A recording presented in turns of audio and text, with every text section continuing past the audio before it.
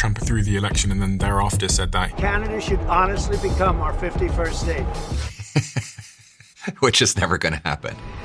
Pierre Poilievre, leader of His Majesty's Loyal Opposition. There's a quite significant probability that you could be Canada's next leader, and your team said, I can ask you whatever I want. Okay. So it appears that the United States have made the decision to kind of go it alone in the world. And that is a very big strategic mistake. In Canada's case, we have everything the United States needs if they treat us like a friend. So, for example, we have the fourth biggest supply of oil. And if you look at the leading five, which of these countries do you think the United States can most rely on? And I'm looking at the third vial there in the row, Iran. Has Trump taken the right course of action? The Iranian government has been extremely hostile and very dangerous to Canada. They are the leading world sponsor of terrorism. And there's no doubt in my mind that the only reason that they are enriching uranium is for the purpose of developing a weapon. And there's a far greater risk to them having a nuclear weapon than even North Korea. So the initial actions were definitely necessary. But how do you think this plays out? And if Trump had called you and asked for your support, would you have given it? Well, let's put it this way. What is the thing that you're most concerned about? We're overtaxing our population. We're punishing initiative. We have 20,000 immigrant doctors who can't work in medicine. Wages have been destroyed. Young people can't start a family in this economy. And that is why the working class across the Western world is so angry. The good news is we can reverse all of that. And the other thing that I actually was really keen to talk about is this. Wow. I can see the emotion in your face. Yeah. It's still there. Yeah, I hadn't thought about that in a while.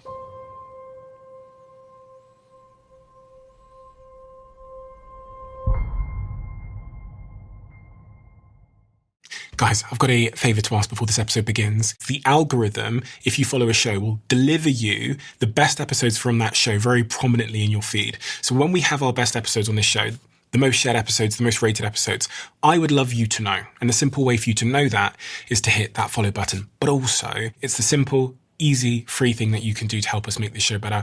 And I would be hugely grateful if you could take a minute on the app you're listening to this on right now and hit that follow button. Thank you so, so, so much.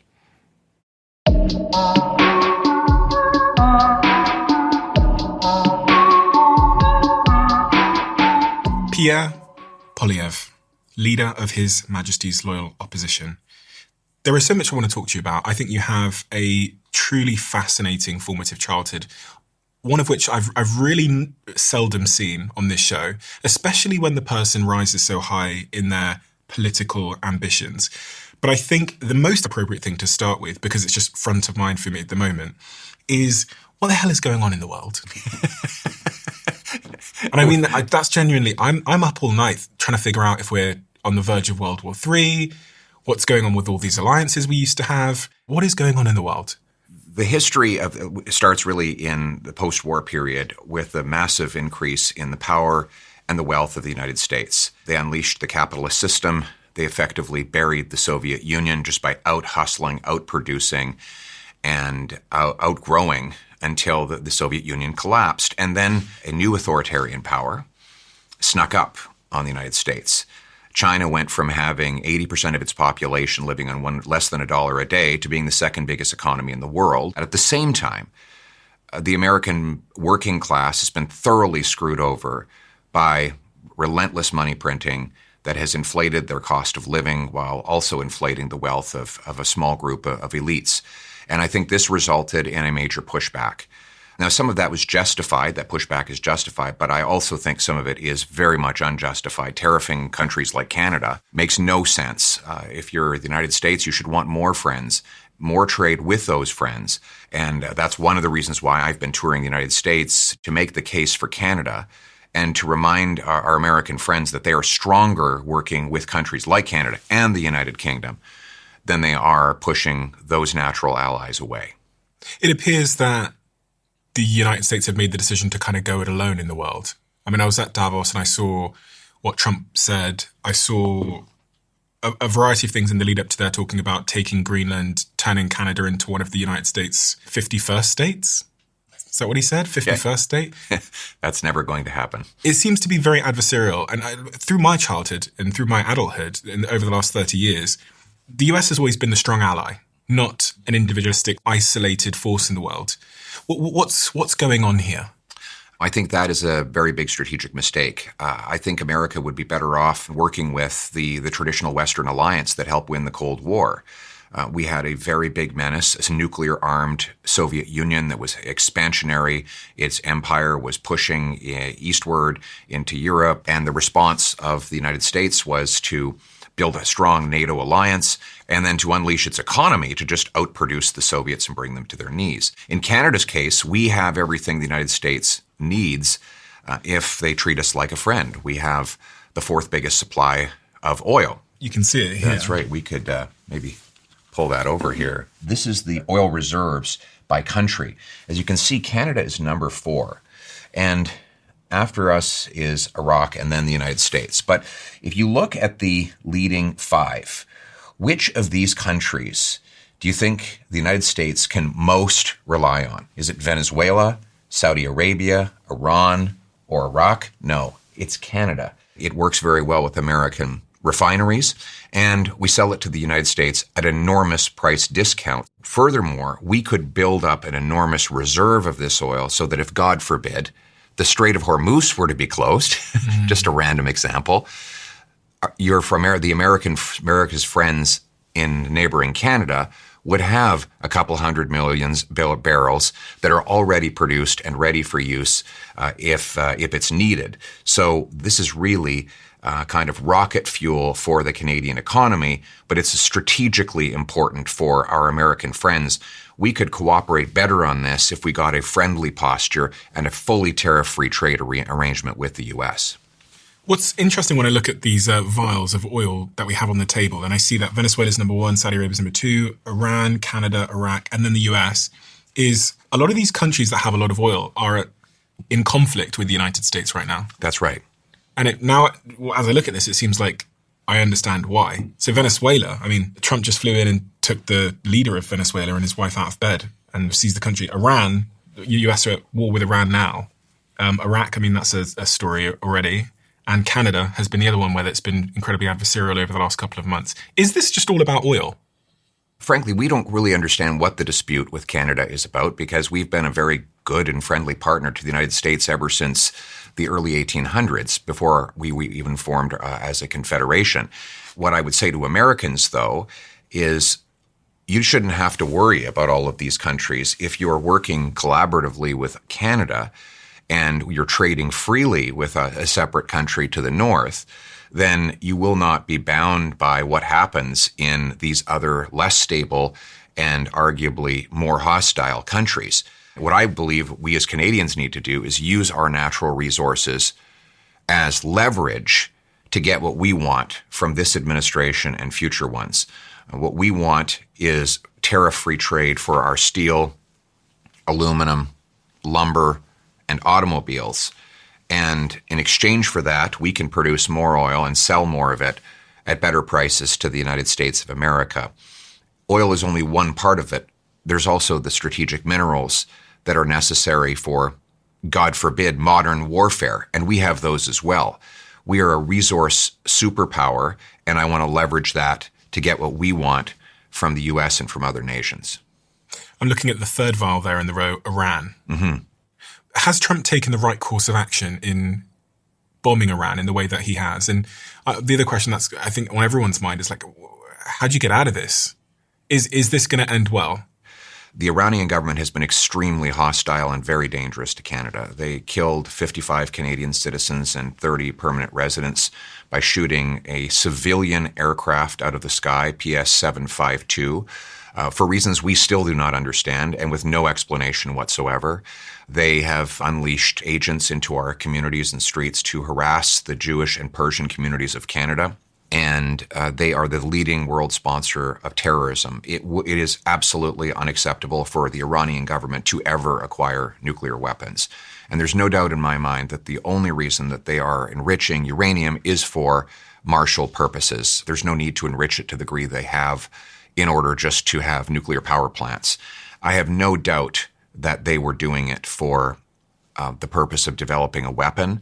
And if that were to happen, it could be catastrophic for neighboring countries, but also for faraway lands if given the ability to develop long-range missiles. So my view and the view of the Canadian government is that the Iranian government cannot be allowed to develop nuclear weapons, and any action to stop them from doing that is necessary for world peace.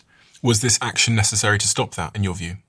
I think that the initial actions were definitely necessary, particularly the bombings 4 or 5 months ago to target the nuclear development sites.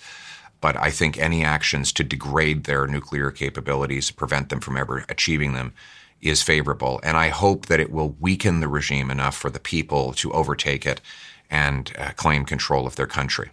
It doesn't look like that's the case. I think they've appointed the son of the Ayatollah to lead the country now, and they seem to be firing at everybody in the region. There were some reports that they might have ballistic missiles that could reach Europe as well. Yes, and this is what we have to stop. I mean, the idea that they are carrying out this aggression simply because they've been attacked is false. They would have eventually carried it out. The question is when and with what means. And if we had just sort of slept and waited, we would have ended up with a catastrophe. This is different than North Korea. North Korea was allowed to get nuclear weapons, but they don't have the same celestial fundamentalist ideology there. Ultimately, the regime in North Korea is interested in its own survival and its power.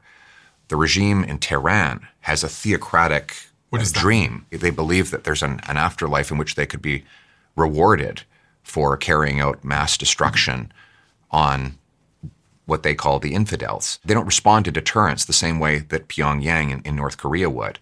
There's a far greater risk to them having a nuclear weapon than even having that in a communist totalitarian state like North Korea.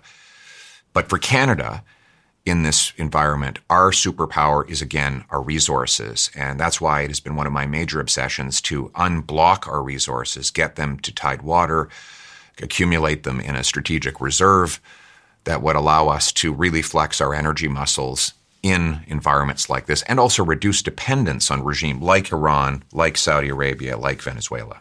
If Trump had called you and asked for your support, had you been leading the government of Canada, would you have given the support? This is the big conversation at the moment in the UK, because Keir Starmer was reluctant to send troops originally, and it seems to have irked Trump in an interesting way. So our Prime Minister did support the attack, and I agreed with Prime Minister Carney on that point. That is distinct from contributing Canadian soldiers, sailors, and aircrew. I'm not proposing that we send ground troops to Iran, and we are not in a position right now to supply a lot of the demands that this conflict would require. It depends on what they ask for before we get an answer from Canada on what it is that we can provide. You're someone that knows a lot about history. You seem to know a lot about a lot, frankly. And I actually don't know a lot about a lot. So when you think through how this could go, it doesn't appear that the Iranians are going to roll over very easily. The Iranian leadership are going to roll over very easily. Trump doesn't appear to be a man that likes taking hits to his ego. So it doesn't appear that he's just going to pull out and let, things unravel. And then the third option, one would say, is that they double down even further and send troops to the region. How do you think this plays out based on everything that you know about both history, about Trump, and from your pattern recognition? Well, it could go a variety of ways. Remember the first Persian Gulf War, George Herbert Walker Bush decided that he had downgraded and penalized Saddam Hussein enough for the invasion of Kuwait. Mm-hmm. He declared victory and he moved on. And ultimately that left a lot of stability in the region. His son then went and pursued a full out-and-out regime change, and that was a much longer enterprise. The president will have to decide which of those two Bushes he uses as a model. But I think that the important thing is to know what the objective is. For me, the objective has to be to make sure that the Iranian government never gets the capacity to send long-range nuclear missiles to countries, or even short and medium range to Israel, for that matter. Beyond that, I think it's up to the Iranian people to take advantage of the weakness of the regime and rise up and reclaim their country. I don't think this regime has popular support. I know a lot of Iranians. We're blessed to have a lot of very secular, pro-Western Persians who live in Canada, are proudly Canadian, and they will tell you that there's almost no support for the regime among the people of Iran. They need to find a way to overturn the regime, and that would give a lot of comfort and peace to the rest of the world, but it would also give democracy to a deserving people. What would you do if you were Trump? Oh, that's a good question. I mean, no offense to him. That's interesting. Like I said, I would focus on the core objective of making sure that there's not a nuclear-armed Iran without getting involved in a permanent quagmire. So everything's been bombed now. Fordo's been bombed. So is this the time to pull out then? I think it all depends on the intelligence they have about the nuclear capacity. That is the hinge point. We cannot allow a nuclear-powered Iranian military. That is what they need to determine. For me at the moment, it looks a little bit like it's a little bit lose-lose for Trump in an interesting way. And I think this is also reflecting the fact that nobody really has a perfect answer for what to do next, because it's all just trade-offs. That's right. That's right. I mean, that's what the great Thomas Sowell said. There's no solutions, just trade-offs in life. And it's hitting the price of gas at the pumps in a big way. Yes. A way that concerns you? Or? Well, it's funny you should ask, because it shouldn't have to concern Canadians. Our enormous supply of oil should actually insulate us from it. Normally, what used to happen in Canada is when the global price of oil rose, our dollar would rise with it because people would be buying more of our oil, which meant they had to first buy our dollar. A more powerful Canadian dollar meant that we had more buying power for internationally priced commodities like oil and food. So we used to be protected from international oil price increases in a way that we're not anymore, because our sector is no longer as strong and as big as it was as a share of our economy. And so what I want to do is unleash oil production in Canada, clear the regulatory bureaucracy, the government gatekeepers, get rid of industrial carbon taxes, and have a stronger dollar that makes life more affordable and much more geostrategic power in the world. There's a quite significant probability that you could be Canada's next leader. And for you to achieve all those things you've just described, you'll need to have, productive relationship with the United States. Right. Trump, if all follows the law, won't be able to be elected. So it'll probably be a different leader by the time that you were in power. Although I know that, there could be a vote of no confidence, which means that you could get into power earlier. Your relationship with Trump, good, bad, indifferent? I've never met him. Never met him? Spoken to him? I've never spoken to him. No, I Never. Don't have. No, I made the decision that we have one prime minister at a time. And because we are negotiating a trade deal, or it's more like a review of an existing deal, I don't want our side as Canadians to be divided, even though I obviously disagree with my prime minister on a whole range of policy issues. I don't want to undermine in any way the Canadian side of the bargaining table. I would only do that kind of conversation with a teamwork with the current government. But what I've said is that our approach vis-a-vis Trump should be to focus on what we can control. So why not focus on what we can do at home? Unlock our resources, build up a strategic reserve of minerals that are important to our American friends, but also to our other allies. Clear the way to export more goods to overseas markets, build alliances with the United Kingdom, New Zealand, Australia, to diversify and become more self-sufficient. You keep using this word unlock. Yes. And clear the way. Yes. What are you referring to when you say clear the way and unlock? Removing bureaucratic obstacles. The resources we have are massively profitable for the private sector to mine, refine, store, and ship, as long as they can get the permits and the low enough taxes to do it.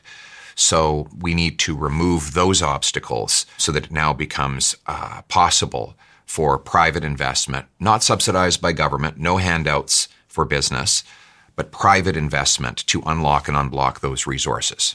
You're just saying that you don't want to get in the way of Mark Carney. Well, I don't want to get in the way of negotiations with a foreign country. Obviously, my job is to to be his opposition in the House of Commons on domestic issues and even on international issues, but not to do so in a way that undermines the national interest.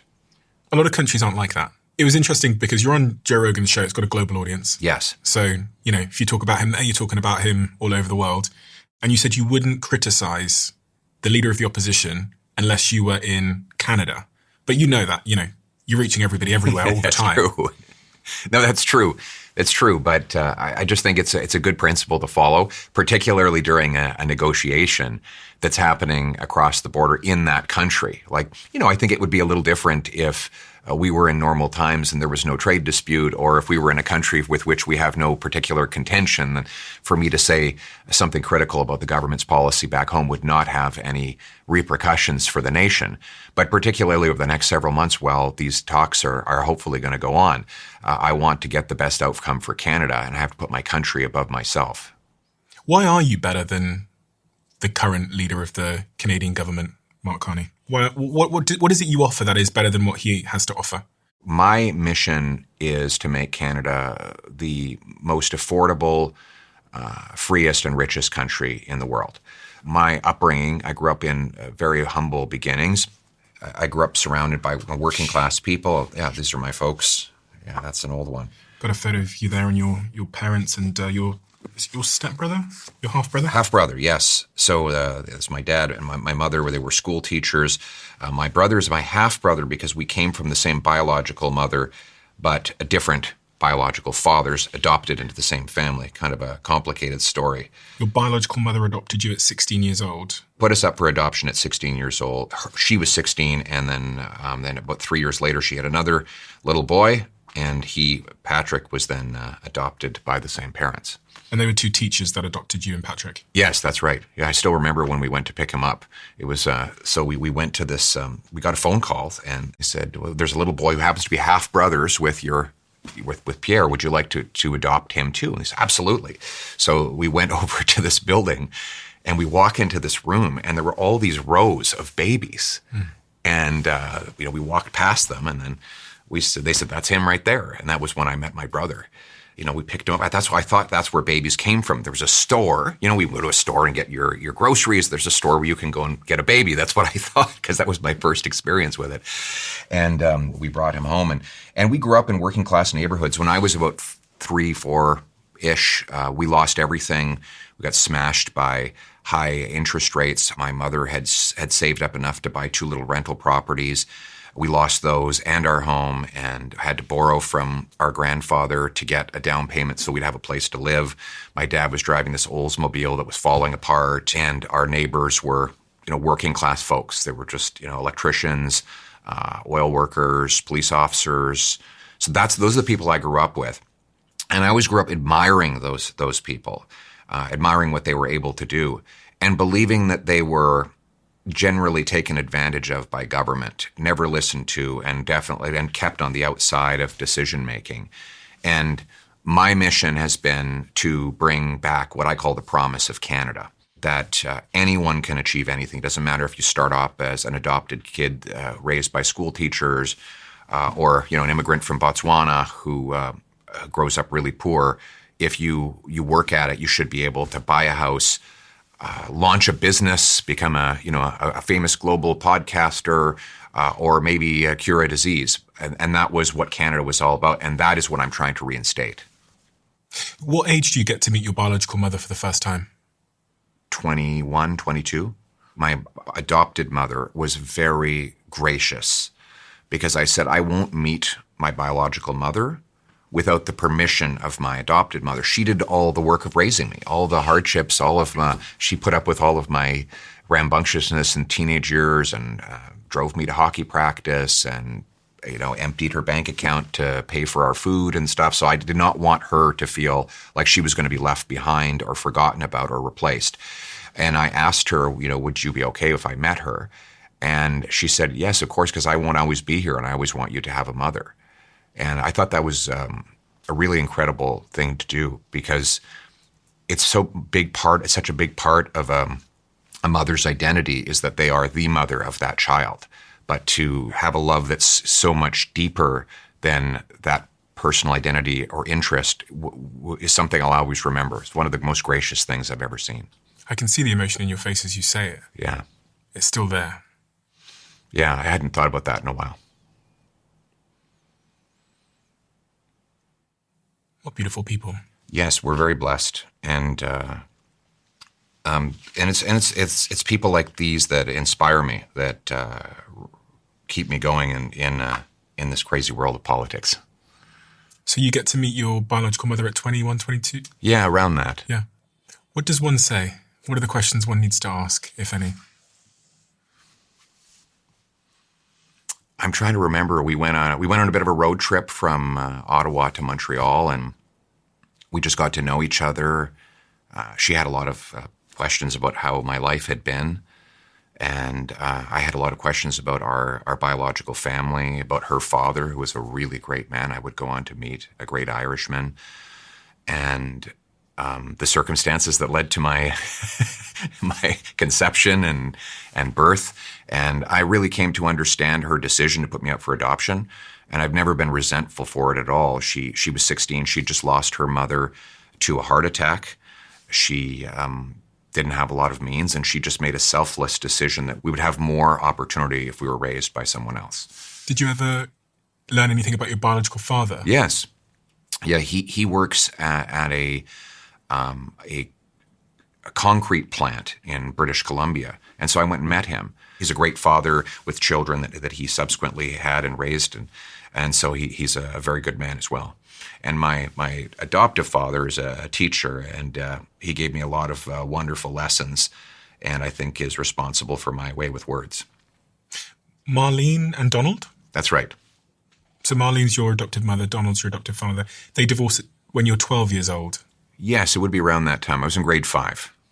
Very difficult time for parents to divorce. Very Yes. difficult time. I remember that period of life very, very clearly, because I remember one day my parents coming to me and telling me that they didn't love each other anymore and that they were going to get a divorce. They didn't.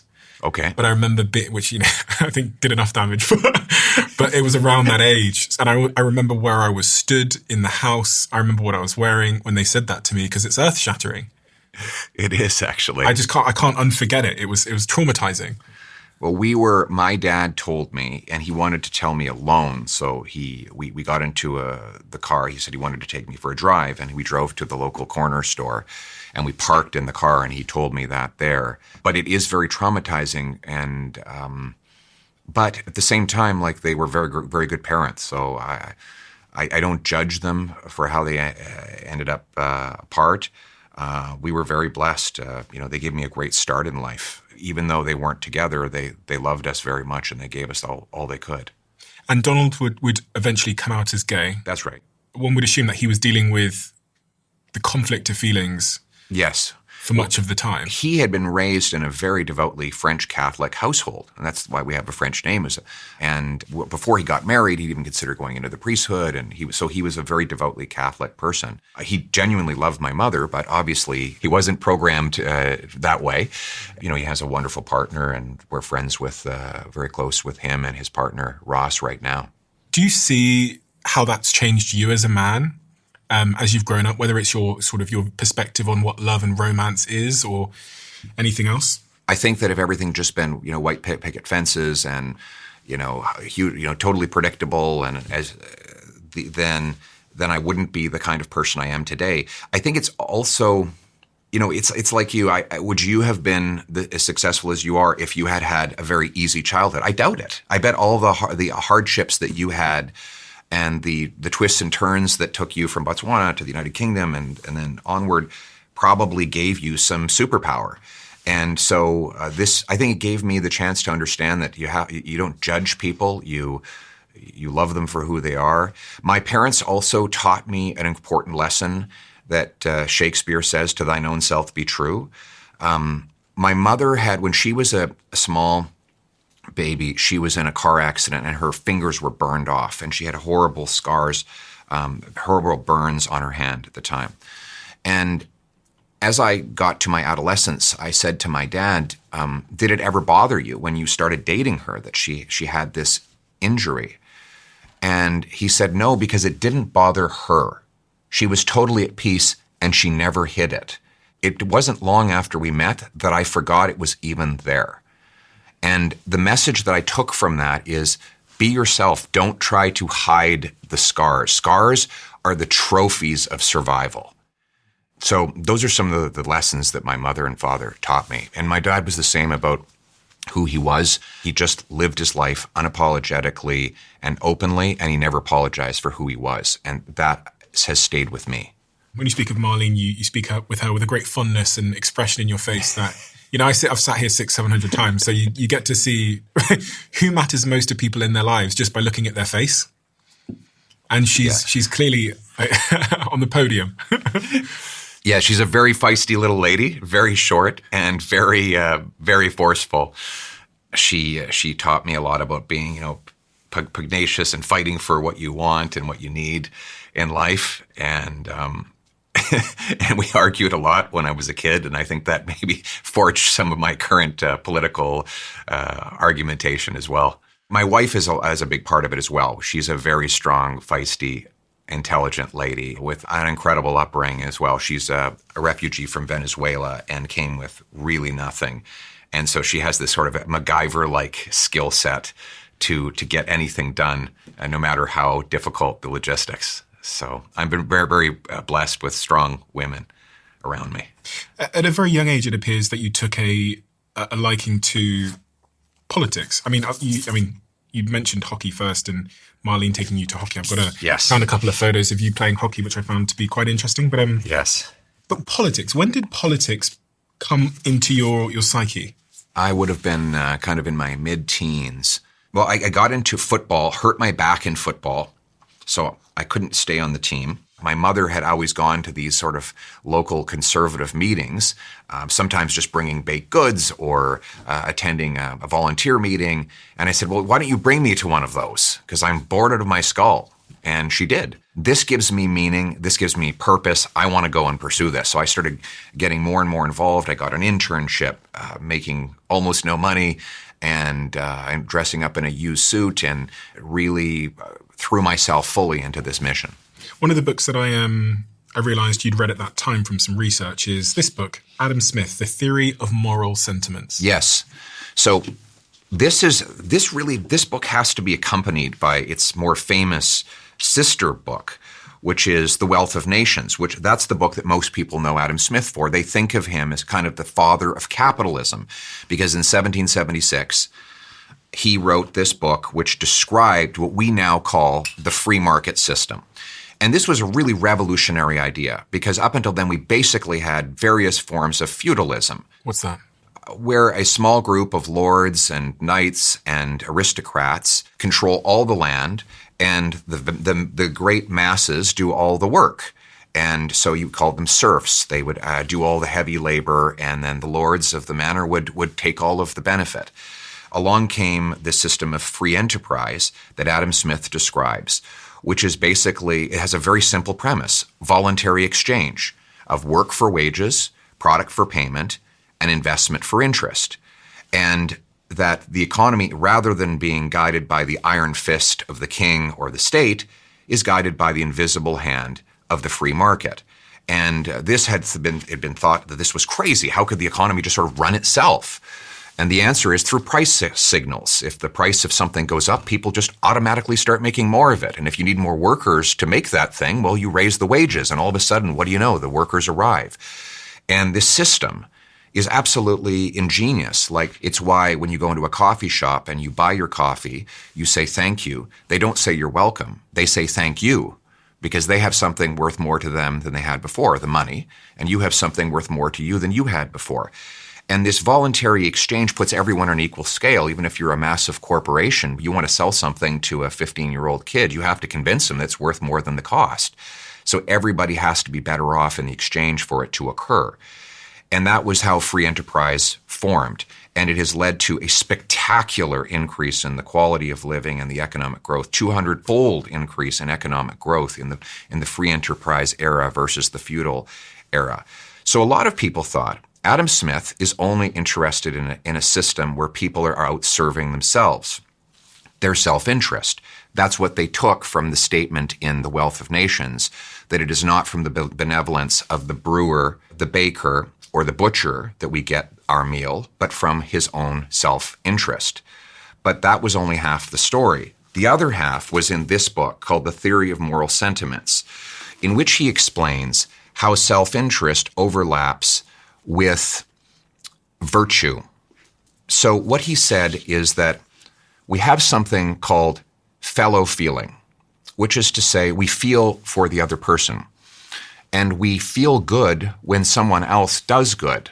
It's why we explain that, people donate to charity, or they leave the door open for a stranger, or they might help an injured person on the street, because they feel bad when they see someone else, their fellow, suffering, and they feel good when they see him succeeding. And that's why it's called sentiments, because you feel these things. I saw this in my own son. He, for the first time, he got a little toy and he gave it to his sister. It was the first gift he'd ever given in his life. And he was so happy. Like, he literally ran in a big circle around the foyer of our residence and just laughing and screaming. It just made him so happy, happier than she was to even receive it. And this is the best of human nature, that his interest, his happiness was served by seeing his sister better off. And this is really laid out in some detail in the theory of moral sentiments. And for me, it's like it brings together all of human nature in one place. Now, he's not naive. He does accept that there are bad, dark angels in our nature, but he gives the only plausible explanation that I have seen about how you intersect self-interest with altruism. And how did that change your perspective and therefore, your policies and your career? I have found that those who push a socialist ideology have a gross contradiction in their view of human nature. They say that human beings are wretched, self-interested, greedy when they're in the private, voluntary economy, but they're angels when they're in the governmental economy. And therefore, they argue that the government should just control everything, because then we have all these angels that will decide for us, decide what we get to, how our money is spent, what we're supposed to believe in the modern day, what kind of vehicles we drive, what we should think. But that is a huge contradiction. If man is not capable of deciding for himself, surely he's not capable of deciding for others. And I think the worst vices in human nature come out when there is too much power and concentrated in their hands. Absolute power corrupts absolutely. So my ideology is that we should disperse power, that it should be a bottom-up system with as much freedom and agency as humanly possible, that people should be free to choose for themselves, and that the purpose of the government is to do only those things people cannot do for themselves. I guess if there's, socialists listening now, they might think, well, we tried this sort of capitalistic approach to the economy, and it's resulted in us being able to buy less food and vegetables for our money. The price has gone up at the pumps. People are struggling. It seems that inequality has widened, and the working class seem to be struggling more now than ever before. They can't buy homes anymore, like my parents or my grandparents could have. So clearly we need socialism, they would argue, because the current system has not worked. Well, what we have now is socialism for the very rich. We have governments that are actively redistributing wealth from the working class to the very, very wealthy. And that is why we see record inequality. Government is actively intervening in the economy to forcefully redistribute wealth up the chain. Up the chain? Absolutely. And there are countless examples of it. When they block home building with heavy regulations, they limit the supply of homes. Those who have mansions, therefore, are richer because their houses are worth more. But young people, newcomers, working class people can't actually get a home. That is one example of state intervention. Well, we could maybe do an illustration here. Okay, so this is the total amount of land in Canada. Yes. Where homes could be built. And actually, This is quite reflective, I think, of much of the Western world, even the UK. And this is a penny. Yes. Do you understand this demonstration? Yes, I think what you're trying to say is that this is about how much land we live on. Yes. So Canada is a great example of this, because we have 10 times as much land per person as the second closest G7 country. And yet we have the fewest homes per capita to live in. And why is that? It's because that the vast majority of the cost that goes into building a new home is not land, labor, or lumber. It's government. It's government taxes, fees, charges, bureaucracy, lobbyists, consultants. So if you think of this home here in Canada, when you buy this house, more of the money for your purchase would go to bureaucrats in office buildings than to the carpenters, electricians, and plumbers who actually build the home. Why? How? Because the bureaucracy has grown like any organism in nature, which seeks to survive and multiply. They give us the second slowest building permits of any country in the OECD. They charge enormous development taxes, which started out just to pay for plumbing and roads for the related housing, but now have grown into just a huge cash cow for local governments because sales taxes still apply on most new homes. And all of that gets sponged up by government and means that we have extremely expensive housing. In fact, we are the most expensive in the G7, even though it should be dirt cheap to own a home in Canada because we have the most dirt to build on. And my goal is to remove all of that bureaucracy, have the fastest permits in the world, and make it tax-free to build homes so that everyone can afford one. I was reading some stat that said, again, I might butcher this a little bit, but it said that Canada needs to build between roughly 450,000 new homes every single year until 2035. Yes. Just to restore affordability. That's right. And we're building about 240,000 per year. So we need to roughly double our home building to do that. The good news is we have 100,000, well, it's not good news. We have 100,000 unemployed construction workers who'd be happy to pick up a hammer and start building. We have hundreds of billions of dollars of investment that's ready to do it. We have an abundance of land. What we need are fast permits and low taxes so that we can unlock that building. What is the case for slow permits? There isn't one. There isn't one? Zero. There is no benefit to having slow permits. They do not protect the environment. They do not protect public safety. We used to build houses a lot faster, and they didn't fall down. After the Second World War, permits were almost instantaneous. We had a massive buildup of homes so that our returning veterans could have a place to live. In many neighborhoods of Canada, those homes are still standing. They have not collapsed. I'm not saying we get rid of building codes. They should all have to follow standards of environmental responsibility and be fire resistant and safe. But it shouldn't take 7 years to approve a subdivision to do that. We know how the developers know how to build according to the rules. They just need quick permits and freed up land to do it. You'd think now with AI, you'd be able to approve these permits within minutes. Like with all the technology, housing should be so much cheaper than it was before.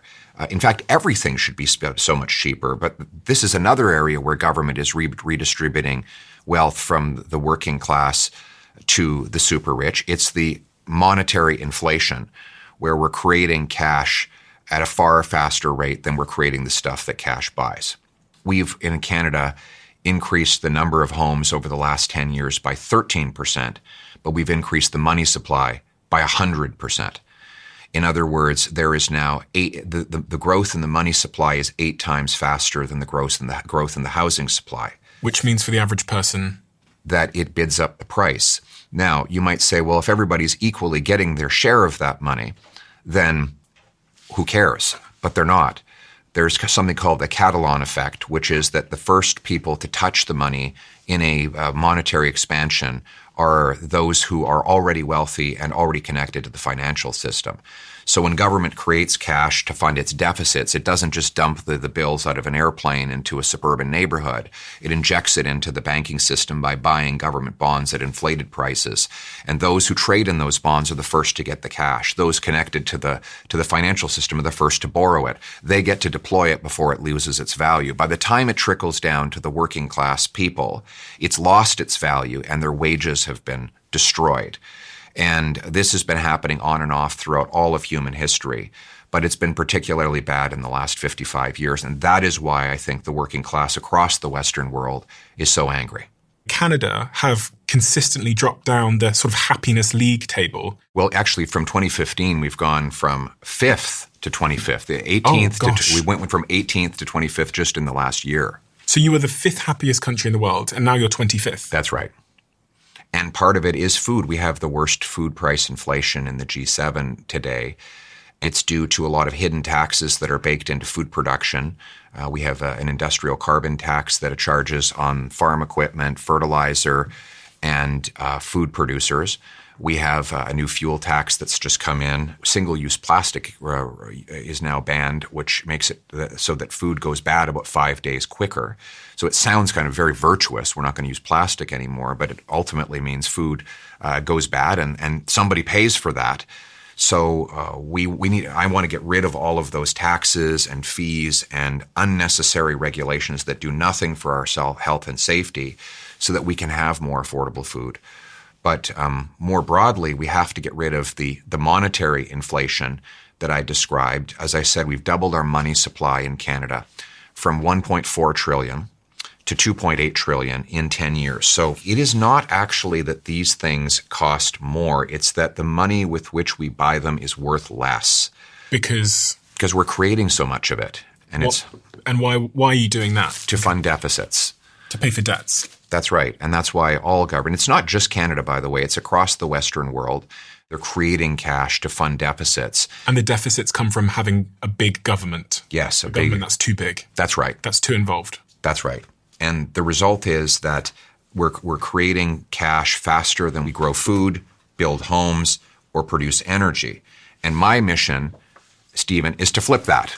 I want us to create more of what cash buys by unblocking food production, energy production, and home building, so that we add those things faster than we add the cash to the system. I saw this graph here, this chart, which is GDP per capita with international counterparts. So on there, it has Canada, United States, OECD, and it shows, it's quite stark. It shows that Canada has basically plateaued in terms of GDP per capita. For the average person, what is GDP per capita?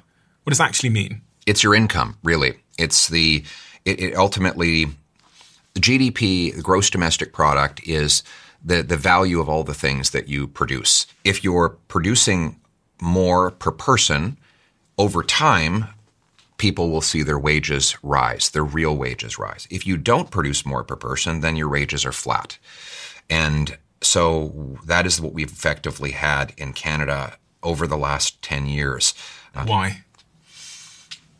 Because we are not unlocking our resources. Our biggest industry is oil and gas, and it's locked behind very aggressive anti-development laws and bureaucracies because we're blocking home building, and because we're overtaxing our population. We're punishing initiative with high taxes. The good news is that we can reverse all of these things. If we have the most pro-development and the fastest permits in the world, if we cut taxes on work, investment, home building, and energy, then we can massively increase our output of the things that we need to have a good life and the wages that people earn to buy it. This seems to be a familiar story across some Western nations. It is. What are those Western nations, and what is the thing that they've all got wrong in common? Well, I think that it's probably true in the UK and the European Union as well. What did they do wrong? Well, let's take Germany. They shut down their nuclear sector, and they tried to effectively drive oil and gas out of their country. The end result was extremely high energy costs. And this was another intervention that took from working class people and gave to the very rich. Those who were able to get the subsidies for windmills and solar panels got fabulously wealthy, all very powerful people. But the workers in the plants and the mines of rural Germany ended up losing their jobs and paying higher prices for electricity, all of which, by the way, has been reversed because now the Germans are back to burning coal. So it did absolutely nothing for the environment.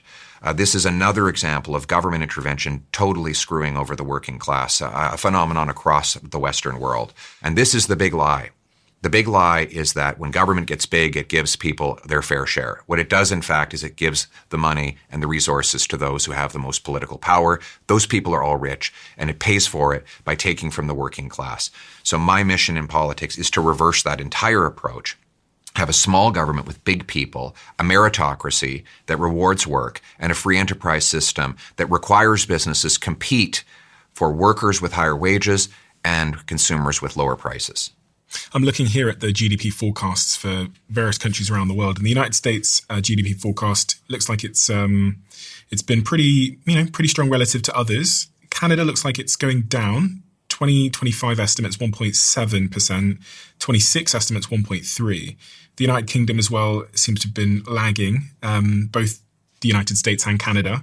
And Germany, as you said, in 2024, their GDP growth was only 0.2, which is hundreds and hundreds and hundreds and hundreds of percentages lower than the United States, Canada, or even the UK. But clearly there is a problem with GDP growth here for Canada, for the United States, for the United Kingdom, relative to a country like the United States. It looks like the United States are doing something right. If you look at GDP growth as the main measure. Look, there are some policies that we can learn from. It's not just the United States, though. Look at Switzerland, for example. The Swiss are among the wealthiest in the world. They have the best money, the lowest inflation. They have almost no inflation in Switzerland, by the way. They have very strong money. The Swiss franc is the best currency in the world, better than the euro or the American dollar. What do they have? Free enterprise, small government. The share of the economy consumed by government spending is significantly lower than anywhere else in the Western world. Outside of Asia. And so they do very well. How is it that the Singaporeans have become one of the wealthiest nations on earth? They have no resources, literally nothing. They have to import their water, for God's sakes. They took a swampy, mosquito-infested island and three peoples who were struggling to survive in their homelands, and they came together and created the wealthiest country in the world outside of the Gulf states. Why? They have free enterprise. They have low taxes. It's easy to start a business. You're rewarded for your hard work. This is the kind of thing we could be doing. So looking at the numbers of Singapore operates in a league of its own, outperforming both the UK, Canada, and the USA in terms of growth and per capita wealth. As a hub economy, it is currently riding the wave of the global AI boom because they've enabled entrepreneurship. And it is more than, from a GDP perspective, last year, more than double the United States GDP growth. And I mean, it's left Canada and the United Kingdom and even Switzerland in its tracks in that regard. Interesting.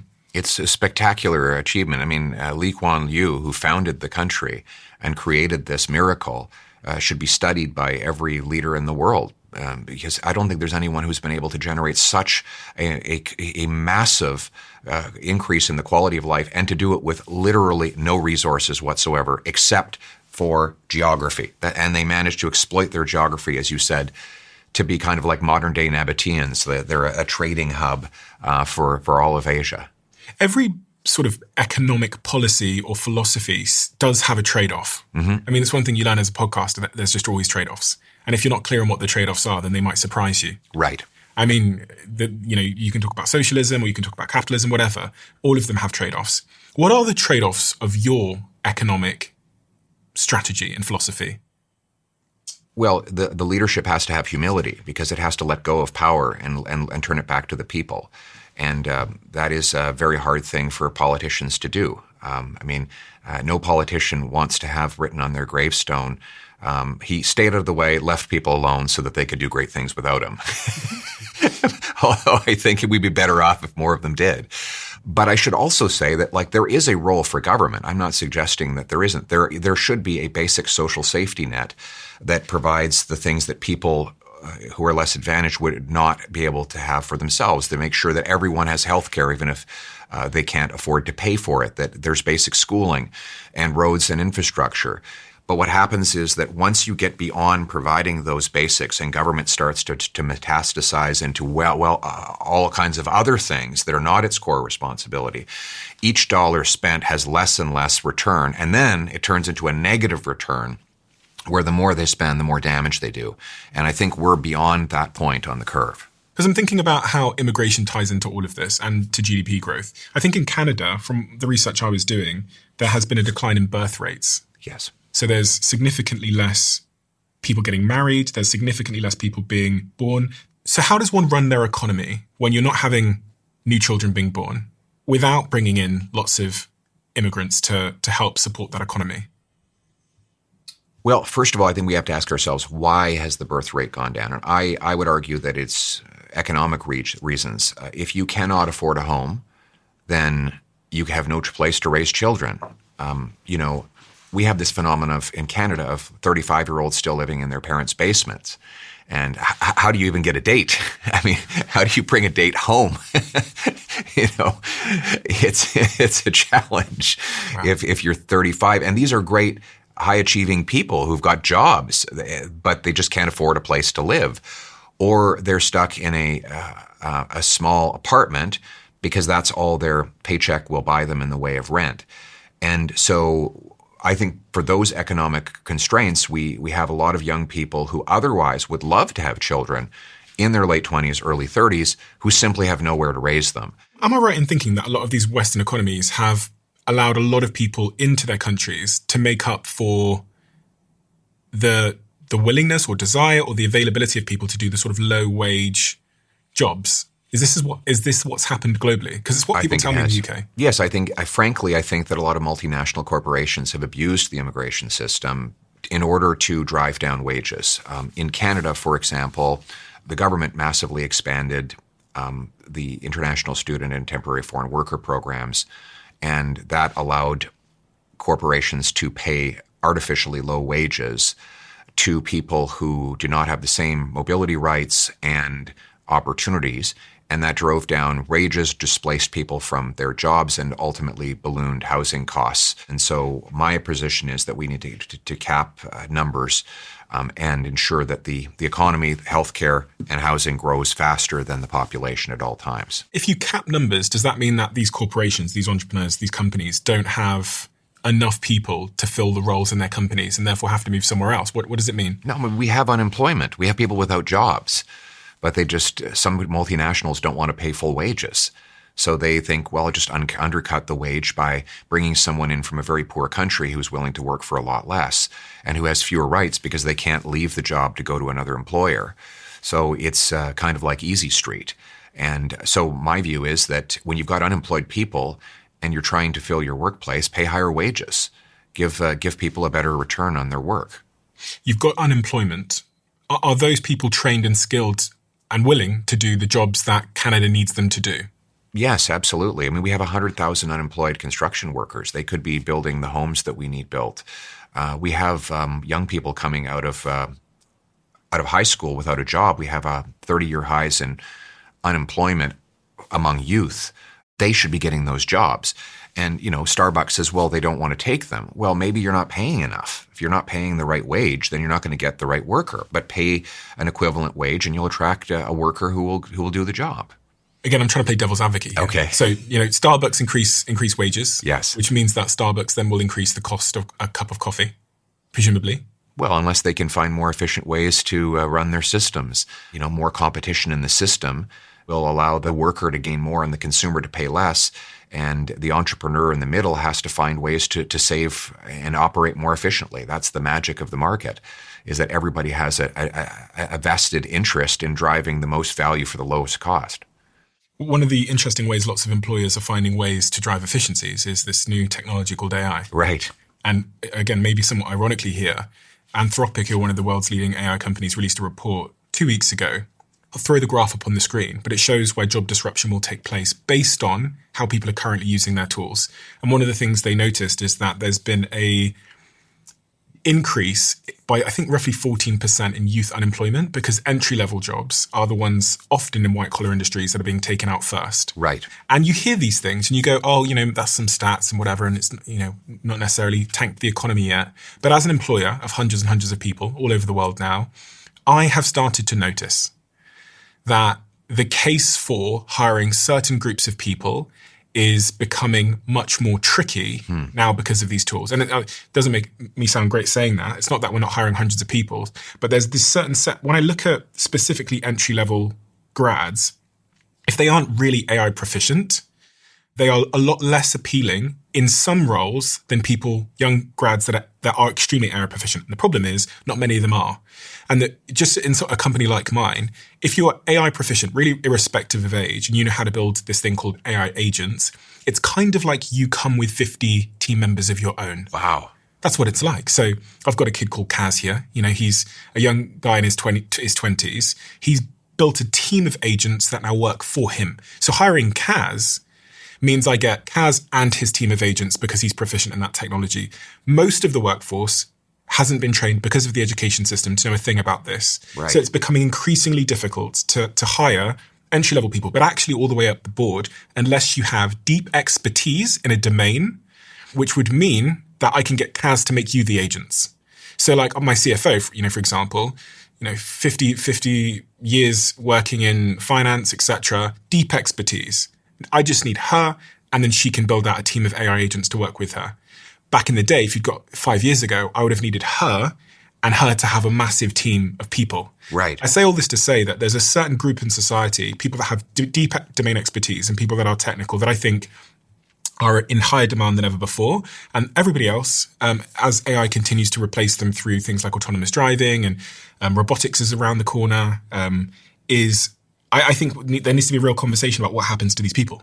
Can I ask you a question? Yeah. So throughout history, we've had these scares where new technological developments have threatened to replace, and in reality have replaced, certain human labor. So you had during the Industrial Revolution, machines were replacing muscular power, and then you had the Luddites who came and tried to smash those machines to protect their jobs.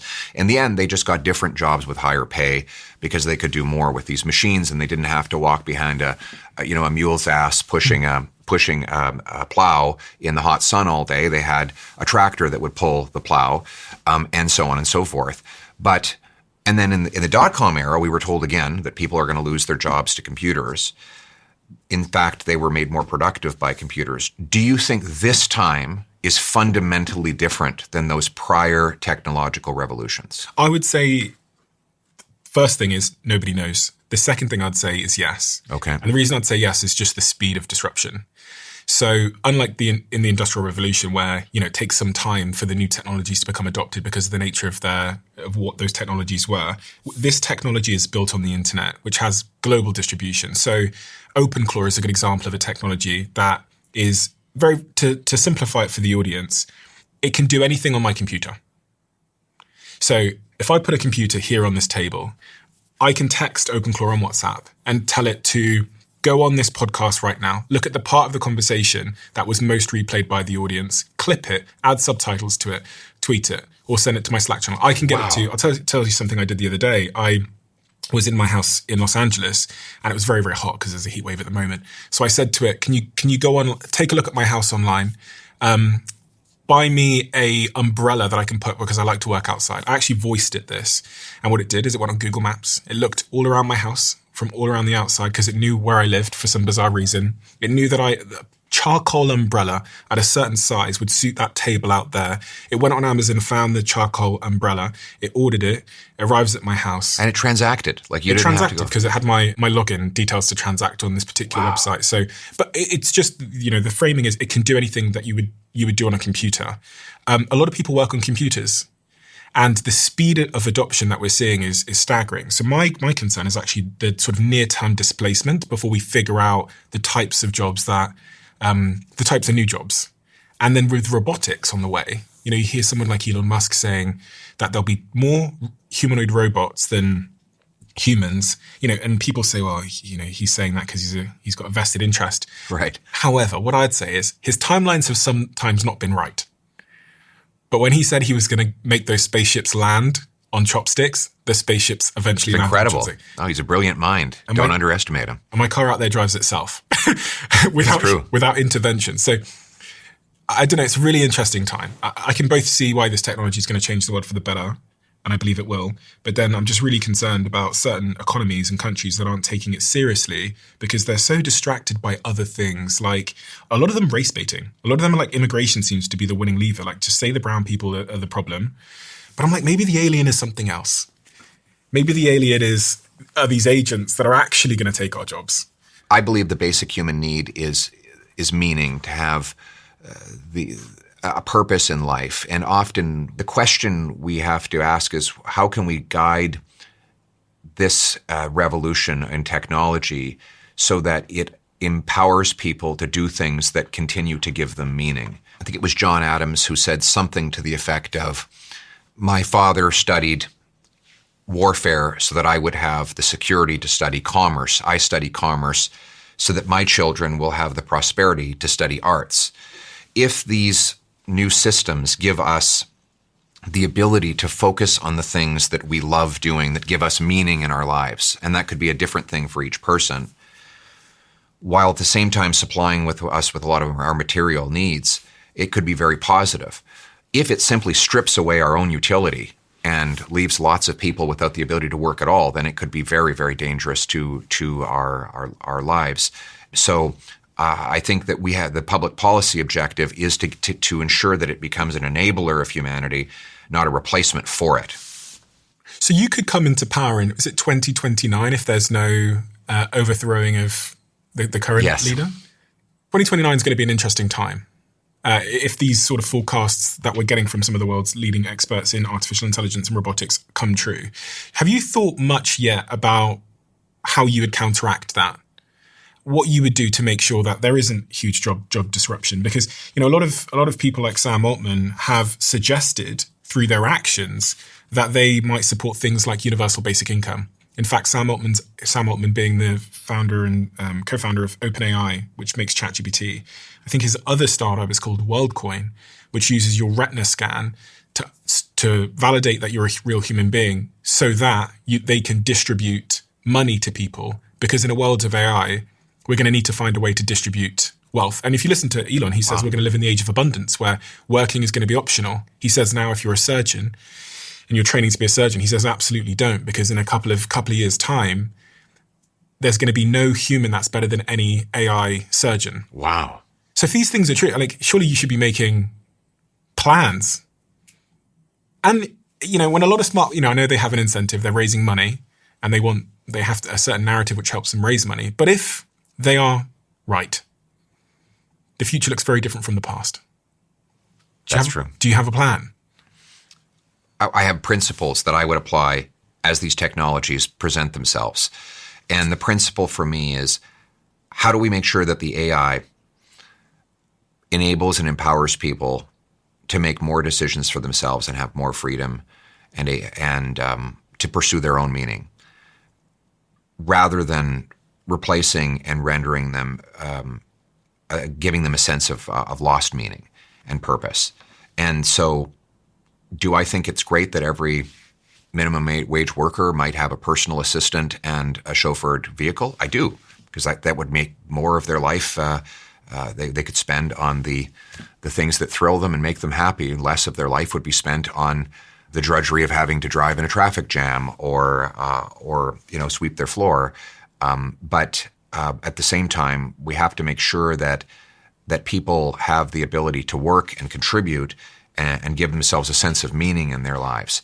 So the other thing I would say is that as these technologies bring down costs, those savings should be passed on to people. They should not be inflated away. The government should not use this as an opportunity to just print more cash to reflate the cost of living. We should actually seek as our goal to lower the cost of living, make life more affordable, make our dollars go further, which hasn't happened in generations. And so if technology is going to allow us to produce more for less, then let's make sure that the working class people actually enjoy that benefit rather than having it inflated away. It is quite concerning that, you know, if wealth does accrue to these big companies and, yes, you know, people like Elon, who, incredible entrepreneur, is going to become the world's first trillionaire. Right. And I don't think he'll be the last, the way things are going with artificial intelligence. And then if there is job disruption, I do think there's going to potentially need to be some government intervention, corrective government intervention. Do you not? I don't know. Nobody knows exactly what's going to happen. I mean, it was, Paul Krugman, the Nobel Prize winning economist, who embarrassingly predicted that the internet would have no more impact on our lives than the fax machine. And he's a Nobel Prize economist, I think from Princeton or Yale or something. So nobody's Nostradamus on these things. But we have to have guiding principles, and mine are the rules around technology should always be geared towards giving people more agency, more meaning, and more control over their lives, and not less. It's funny because I don't hear it reflected enough in political discourse. Right. I hear us focusing on other things, and one of those things is immigration. Across the Western world, the subject of immigration seems to be a bit of a winning formula for political leaders. If I think about the UK, what Trump said about being invaded by rapists and murderers from the southern border.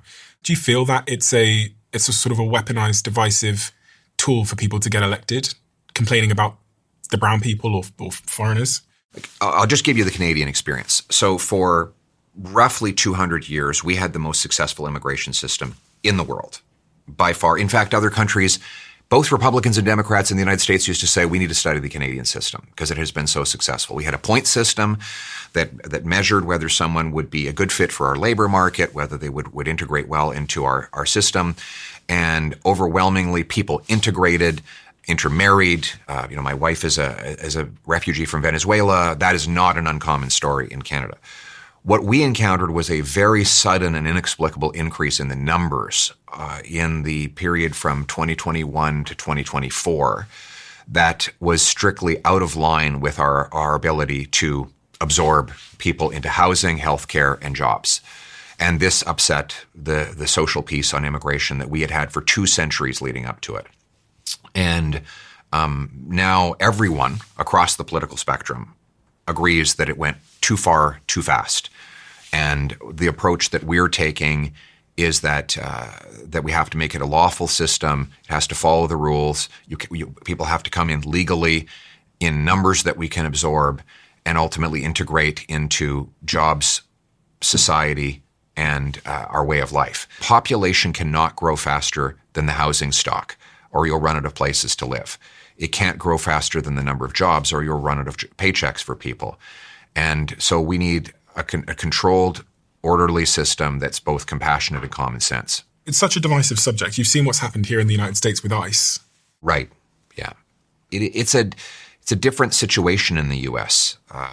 The immigration problem in the U.S. goes back many, many years, many years of chaos at the southern border. We didn't have that in Canada. Like, that was unheard of. We had roughly 1% of population immigrating to Canada for 200 years. It was uncontroversial in Canada up until this very strange, inexplicable spike that really only helped very wealthy landlords and employers that wanted to drive wages down and rents up. They were the only beneficiaries of the extreme increase in numbers. If you don't get the replacement rate back up to a level where you're having enough kids in Canada, does it track that eventually you would have to rely on more immigration to solve for the sort of GDP issues? Look, economic immigration of high-skilled people to our country has always been successful, and nobody resents that. One of the things that we have to do, though, is when people get to Canada, they have to be able to fulfill their potential. In Canada today, we have these gatekeepers that block immigrant professionals from even working in their field. So, for example, we have 20,000 immigrant doctors and 32,000 immigrant nurses who can't work in medicine because they can't get a license to practice. There's this incredibly bureaucratic system they have to go through that takes 8 or 9 years to prove that they actually have the qualifications. It's so crazy that when I went in for my eye surgery, there's a technician there who literally flies to the UAE to do eye surgeries 10 days a month and then comes back to his family in Ottawa, where we only let him work as a technician. And so UAE is a more technologically advanced country than Canada, and eyeballs are the same in the UAE as they are in Canada. Immigrants in Canada have historically been more educated than our Canadian-born population, just in terms of their credentials, but have not been able to fulfill their work because our licensing system shuts them out. So I want to fix that with a merit-based test that gets them into the high-paying jobs that will actually strengthen our economy. Much of the reason most people haven't posted content or built their personal brand is because it's hard and it's time consuming, and we're all very, very busy.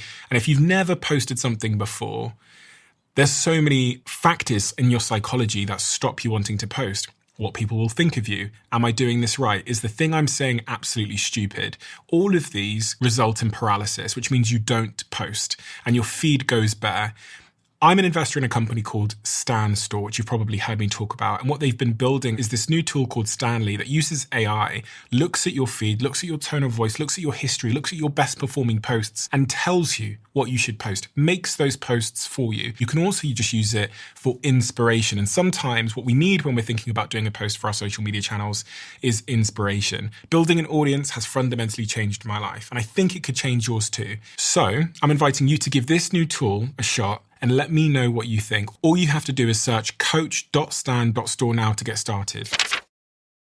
Every once in a while you come across a product that has such a huge impact on your life that you'd probably describe it as a game changer. And I would say for about 35 to 40% of my team, they would currently describe this product that I have in front of me called Ketone IQ, which you can get at ketone.com, as a game changer. But the reason I became a co-owner of this company and the reason why they now are a sponsor of this podcast is because one day when I came to work, there was a box of this stuff sat on my desk. I had no idea what it was. Lily in my team says that this company have been in touch. So I went upstairs, tried it, and quite frankly, the rest is history. In terms of my focus, my energy levels, how I feel, how I work, how productive I am, game changer. So if you want to give it a try, visit ketone.com/Stephen for 30% off. You'll also get a free gift with your second shipment. And now you can find Ketone IQ at Target stores across the United States, where your first shot is completely free of charge.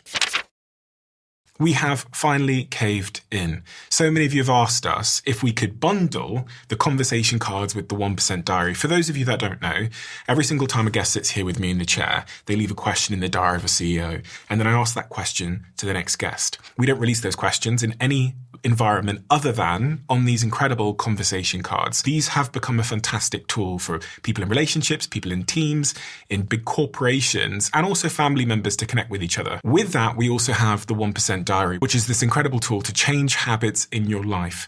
So many of you have asked if it was possible to buy both at the same time, especially people in big companies. So what we've done is we've bundled them together and you can buy both at the same time. And if you want to drive connection and instill habit change in your company, head to thediary.com to inquire and our team will be in touch. What is the biggest threat, do you think, to the Western world and the Western way of living? Because people often, they point at Iran, they say China, they say Russia. I think it depends on what China decides to do. China is a spectacular and brilliant civilization with so much to contribute to world harmony, if that's their choice.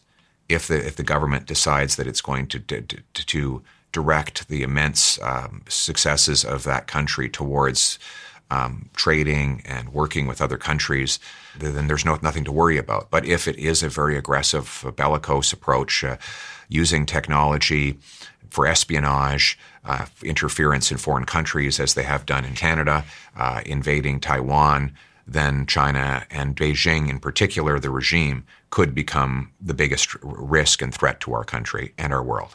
What does history say about this kind of moment in time where there's seemingly two world powers? Mm-hmm.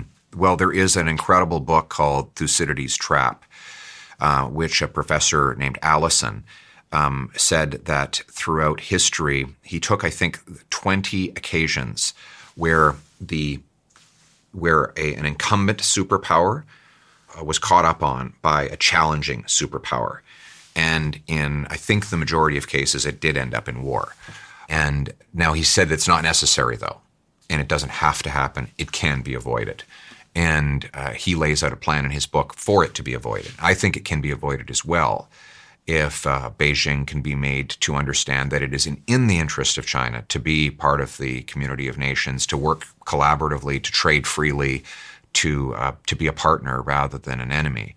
And I hope they make the right decision.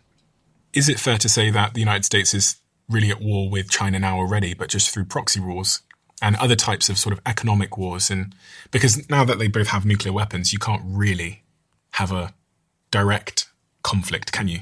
Well, let's put it this way.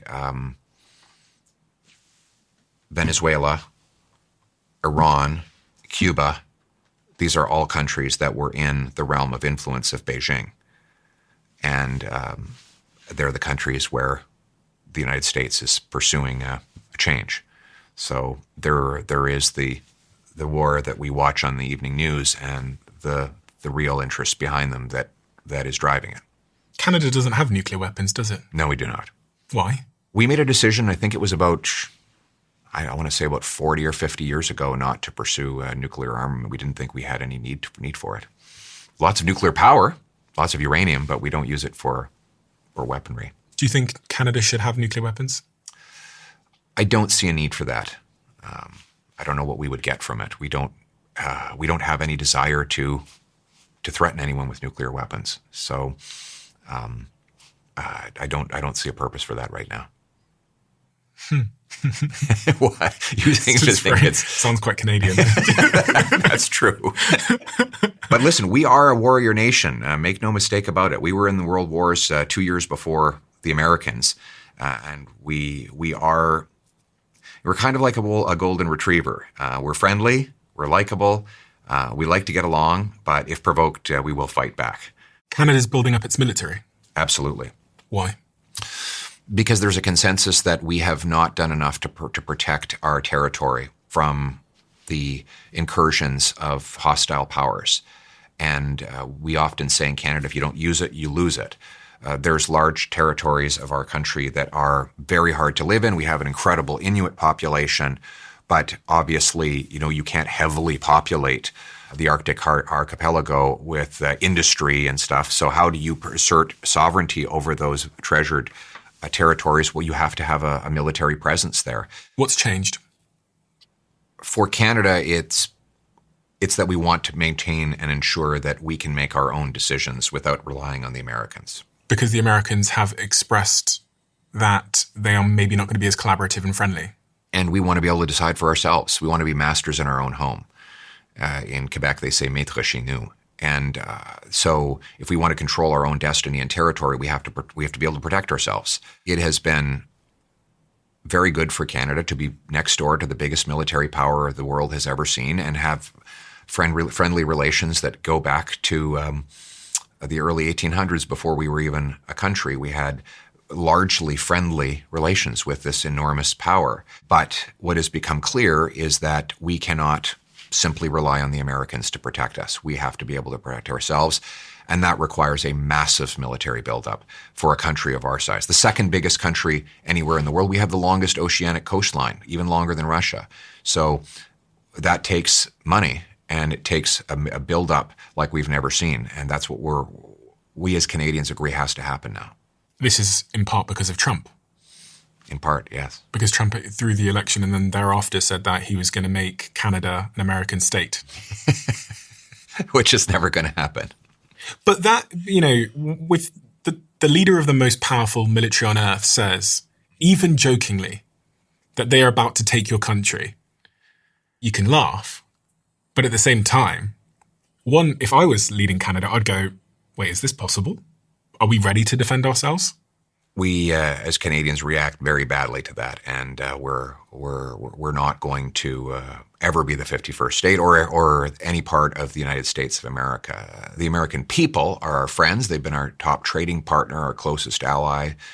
As President Kennedy said, history has made us friends, economics has made us partners, geography has made us neighbors, and necessity has made us allies. Those whom nature have thus joined together, let no man put asunder.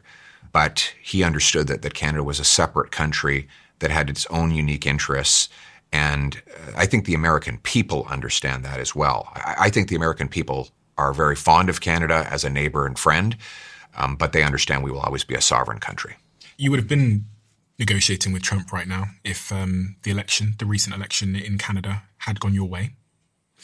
This is a pretty stark graph that I've just slid you. Mm-hmm. It shows that you were leading in the polls seemingly up until the very, very last moment in the elections. Is that accurate, that poll? Yeah, I think that's probably a weighted average, but yeah, I think more or less. What happened? Well, if you look what happened, our support didn't drop that much. The other parties collapsed in behind the Liberal Party, and it was largely due to the Canada-US issue that you raised. Really? So, but at the same time, we got the biggest vote count we had ever received and the highest share of vote that we've received since 1988. So we did perform very well. Our opponents performed even better. And now we have to build on the solid base that we've accumulated in order to win the next election. Just as the election comes into the home stretch, your polling but basically stays the same. Mm-hmm. Little bit of a drop, but roughly stays the same. What caused the drop in that sort of home stretch there, do you think? One of the challenges I had was I wanted to focus on the things that were going on in people's lives. The doubling of housing costs, the rising crime rate, the inflation crisis, and my solutions to all of those problems. But a lot of that was swept off of the conversation because everyone was focused suddenly on the tariffs and the president. The president saying that he was going to take Canada as a state, but also him saying that he was going to apply tariffs. That's right. And those tariffs are still in place. Why did that impact you and help Mark Carney? That's a good question. I think it allowed the conversation to move away from the domestic record of the government and on to external factors. And that always helps the incumbent and hurts the challenger. How was this emotionally? Oh, it was a roller coaster. And it was like things were changing so fast and moving so quickly. In the moment, it's like you don't really have time to feel anything. You're just doing so much so quickly that your emotions, they're put on delay until after it's all over. So after it's all over, I've got this wonderful photo of that. Yes. Of you and your family. You said the emotions came after because you were going. Yes. So my leadership started in 2022 as we were coming out of COVID. And there were so many people who placed so much hope in me, who had suffered so much. They would tell me they felt like they lost control of their lives and that they vested hope in me. So I'd get young people who would say, you have to win because I want to start a family and I can't start a family in this economy. Or mothers would say, we just can't afford food anymore. Or police officers say, I've arrested the same guy 4 times this week and he keeps getting released. You have to win to fix these problems. It's not about you, Mr. Poilievre. It's about the stuff that's happening in our lives, and you have to fix it. You know, I had a lady come to one of my rallies because when you vote to choose a leader of a party, you have to pay $15 to join the party. And she came up and told me about her life story, and then she went up to the membership desk and said, can I borrow $8? And they said, what do you need it for? She said, well, I only have $7. And they said, oh, well, there's a bank machine downstairs. You can go get some more cash. And she says, I don't have a bank card. And they said, well, perhaps could you go to your car and get some money? She said, well, I don't have any money in my car. What about your home? Because we're not allowed to buy them under the rules for other people. And she said, I don't have a home. I live in my car. And the $7 is all the money I own. And I'm spending it on a membership so that I can vote for Mr. Poilievre because he is my only hope. This is the only chance I have. So I wanted to deliver for these people. And when we didn't win, I felt terrible that I hadn't delivered for them. What does that look like? The disappointment of not delivering for people the night of election, the day after. If I'm watching you as a fly on the wall, what do I see? You know, I didn't spend a lot of time on that. I just got back at it. Because at the end of the day, you have to focus on what you can control. And my approach in life is to zero in on what is in your control. That is the greatest thing you can do for your mental health and for your output as a person. I believe in a stoic approach. So I didn't spend a lot of time sort of rolling around on the ground in melancholy.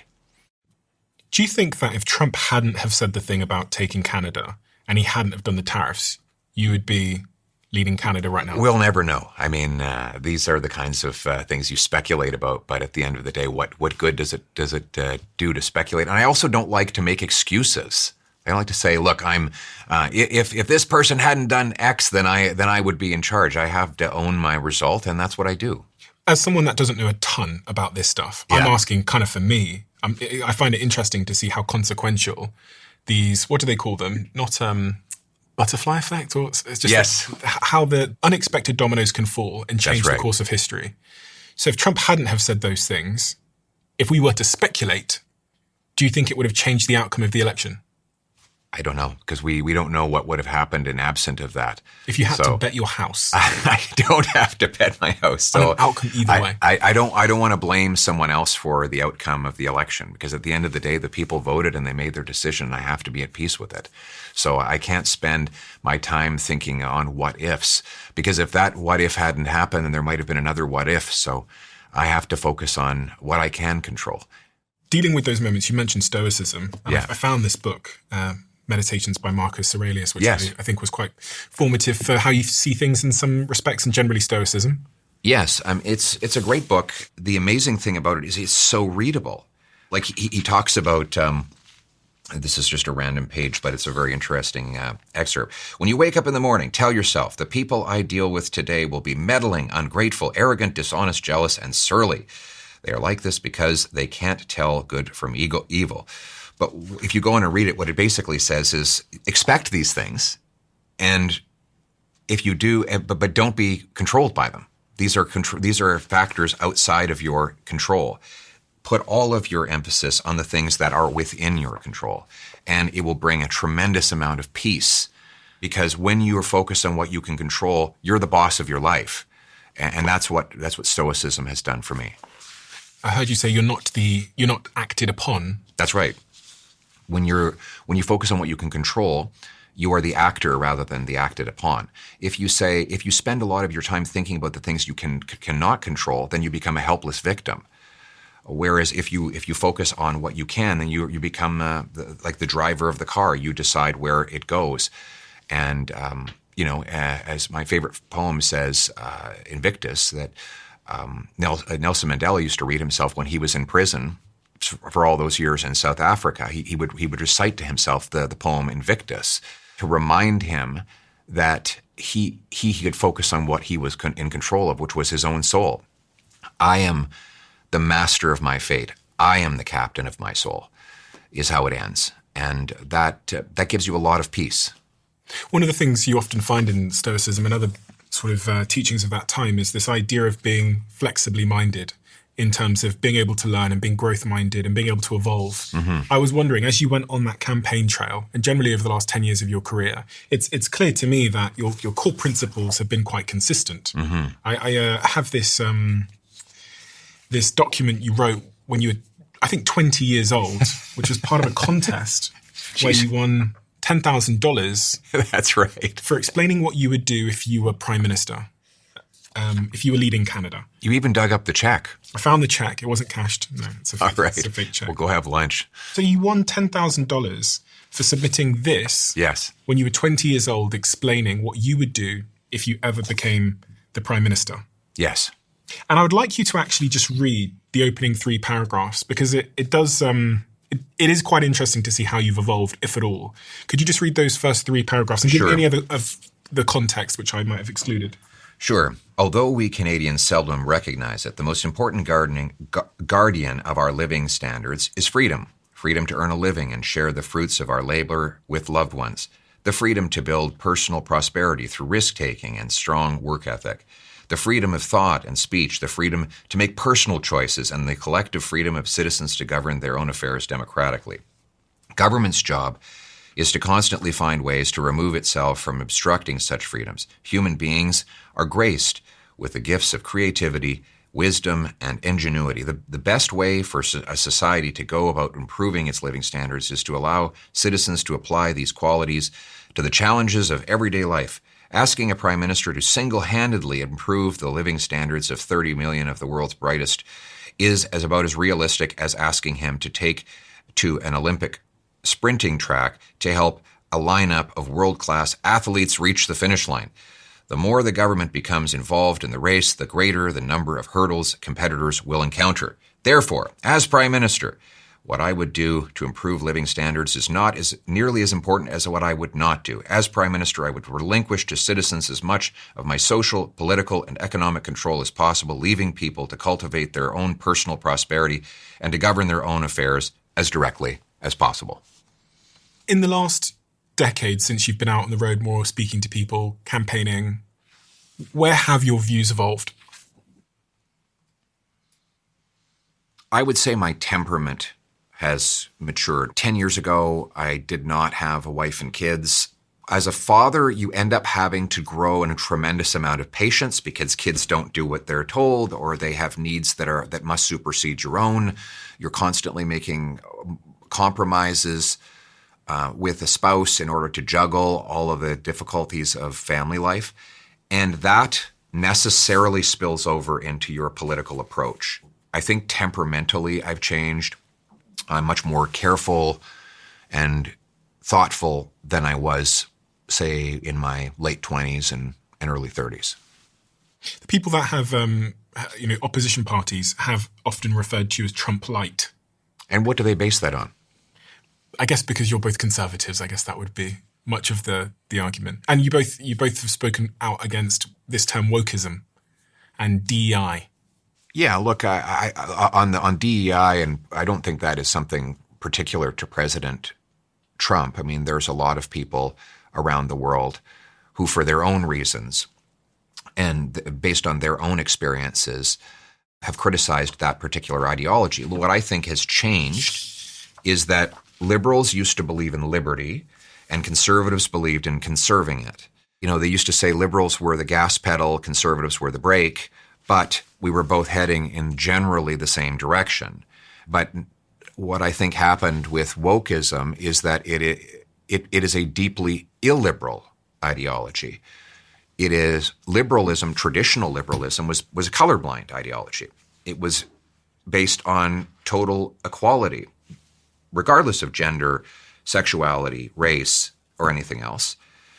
Wokeism is exactly the opposite of that. It like accentuates all of those differences and disagreements. It groups people based on what should be irrelevant characteristics like race and gender. And then having divided people into groups, it seeks to expand state control over their lives. What I believe in is treating people as individuals and letting them live their own lives, judging them exclusively on their own merits. And I think that was the consensus view of both liberals and conservatives up until this toxic ideology came along and divided people. One of the things I'm a black man. Mm-hmm. I moved from Botswana when I was a baby and came to the UK, and thank God there was sort of social systems in place, because I don't think that I would have had the outcomes I'd had. One of the things that I did know, though, when I was 18, dropped out of university and started to get into the world of business, is I was aware, because when you look at like funding data for entrepreneurs that are black or especially women, it's clear that there's like a systemic disadvantage of some sort. And I wonder, someone like yourself who's against this sort of DEI ideology, how do you contend with like systemic institutional discrimination towards certain groups, which does pose objectively real disadvantage on them being able to climb the ladder? Because you said something earlier about your goal being in Canada to make sure everybody like has a fair shot. That's right. How does one counteract the systemic issues around race or gender or whatever it might be that stop that being possible? Because I found myself in an interesting position where, like, on one end, I'm like, I want to be treated like everybody else. Right. And I've always felt that way. And I've always actually, to some degree, cringed a little bit when I felt like someone was giving me special treatment because my skin color was different, because it in some way made me feel like I was at a disadvantage, which I know can become quite self-fulfilling. However, on the other side of the spectrum, I do also believe that there is like systemic discrimination that is going to hold certain groups back if there isn't something done to level that playing field. So, look, I think the answer is equality. There has to be strict equality and equal treatment regardless of race, gender, ethnicity, religion. And that is the ideal to which we were all striving. And I think if we get back to that, then we can give everybody a chance to achieve based on their own merit. What we need is a meritocracy that is colorblind and judges people based on what they can do. People aren't colorblind, though, are they? No. I think my dad said to me when I was younger, he said, everybody's prejudiced. I remember sitting in the back of the car. My dad's white. I'm thinking, my dad just said that he thinks everyone might be racist and everyone's prejudiced. I'm like, oh, is my dad racist? But as I've gotten older, I realized that he, to some degree, is telling the truth, that prejudice is part of how we survived as humans and we're able to understand danger from not. So prejudice is something that I think is very prevalent in society, whether we believe we're not and everyone else is. So if prejudice is very prevalent in society, does there need to be measures that counteract that to give everybody a fair chance? Our institutions have to be conscious about making sure that we are judging people based on their merit. And they should work aggressively to make sure that that everyone, regardless of where they come from, their background, has a chance to succeed, get the job, get the promotion, move up the ladder. I don't think that is achieved by breaking people down into more and more different groups and divisions, by trying to build the barriers between people based on race and gender. I think it's by actually removing them. So the problem I have with wokeism is it seems almost designed to divide people. And that is exactly the opposite of the objective that we all sought when we pushed for racial equality and personal freedom and responsibility. How does one contend with the systemic issues, though, the prejudices? I remember reading about studies where, like, if they got a bunch of people and got them to apply for jobs, and just based on the names, whether they were like a typically white name versus, say, a typically black name, the response rate is markedly different. Well, I go back to my first principles. I think that government is responsible for a lot of the barriers that are put in place. So let me give you some examples. When government brings into place these anti-housing policies that I described, they impact far more on minorities and disadvantaged people than they do on established people, obviously, because if you're new to a country or you come from a poorer background, you won't have a house. And then you're the one who's going to pay the biggest price for the fact that government is making housing unaffordable.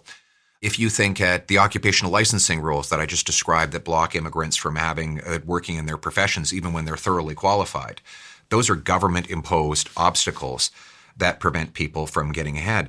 Also, a lot of these soft on crime policies have been sold to us on the grounds that they're going to help minorities by ensuring that we don't have as high a conviction rate. Well, what they've actually done is that in many minority communities where the law-abiding people are now suffering as a result of criminals of all backgrounds. And so, ironically, it's actually government policies that are causing people of disadvantaged backgrounds to suffer even more. So wokeism accentuates all of those problems rather than solving them. So I'm interested in solving problems to give everybody the opportunity to live a safe, affordable, opportunity-filled life. And wokeism is not doing that. Creating a free market, free enterprise economy with free people who have free speech, that's the single best way to give people of all racial backgrounds a better chance in life. Again, I'm holding the position of the DEI to try and I like the clash of ideas because it helps me to think through these things. I've never had the chance to ask somebody these kind of questions before. And on that point of housing, one of the things that I found to be quite surprising was that black mortgage applicants are up to 200% more likely to be denied a home loan than white applicants with the similar financial profile. This is in Canada? These stats are for the West. So, okay. But what is going on there? Because it says that they have similar financial profiles. Yet their applications are being denied up to 200% more than white home buyers. So I had not seen that data point before, but I would say that these sound like really stupid bankers because they're making a bad decision to deny people a mortgage and ultimately deny themselves the business. If that's how they're making their judgments. And then DEI comes in to make sure that their judgments aren't stupid. Well, I'm not sure that DEI cures stupidity, though. In some cases, we've seen it cause more. But that's how it shows up, right? It's like a logical next step, which is there's prejudice going on in the system, which is making it unequal for some groups. And DEI becomes this corrective measure so those stupid bankers don't make stupid decisions. But DEI has been in place now for several decades, and how's it working? You're reading the statistics to show that it's not. So maybe it's not actually doing what it's designed to do. Maybe it's doing other things. The other thing that I actually was really keen to talk about, and I just realized is is this. Oh, that's little Valentina there. She loves to be on Daddy's shoulders. How old is Valentina? Valentina is 7 years old. 7 years old. And she's nonverbal? She's nonverbal, yes. What does nonverbal mean? She is autistic. She's on the spectrum.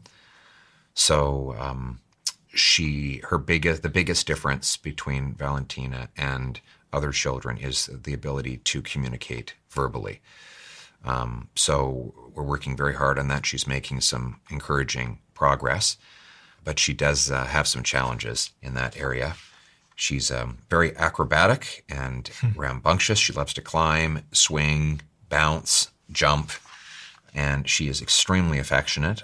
And one of the superpowers she has is that whatever she does 100%. She's also 100% authentic.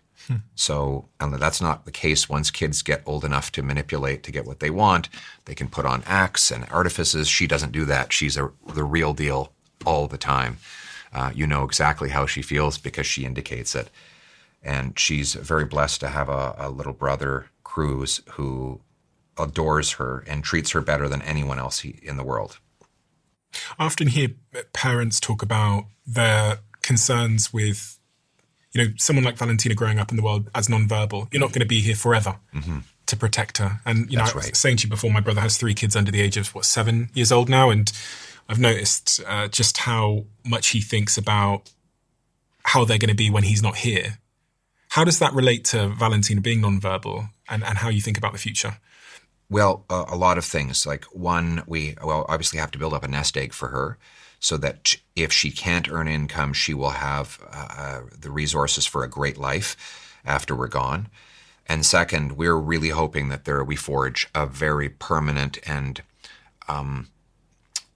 deep bond between her and her brother Cruz, because he will be there. And one of the things he says again and again is, my job is to protect Valentina from bad guys. So this is a good attitude, especially that they are actually in the same class. Even though she's older, she is in his class at school.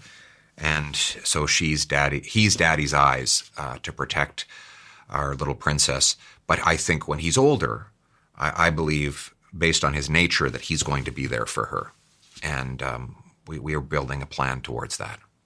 My job is to protect Valentina from bad guys. That's right. It's a great instinct. How has it changed your politics? It's reinforced my sense of compassion for people who can't provide for themselves. And, I've talked a lot about how government should be limited. I do think there's a very real role for government to help people who genuinely cannot provide for themselves, people who suffer with disabilities being probably the best example. And it has reinforced to me that we have to also have policies that recognize the inherent worth of every individual. Too often, governments have seen people with disabilities as just someone they have to care for, but not someone who can contribute. And I believe that everybody has something to contribute, and that we should try to unlock that in every human being. We don't know exactly what Valentina will do, but I believe she will do some kind of a job at some point in the future.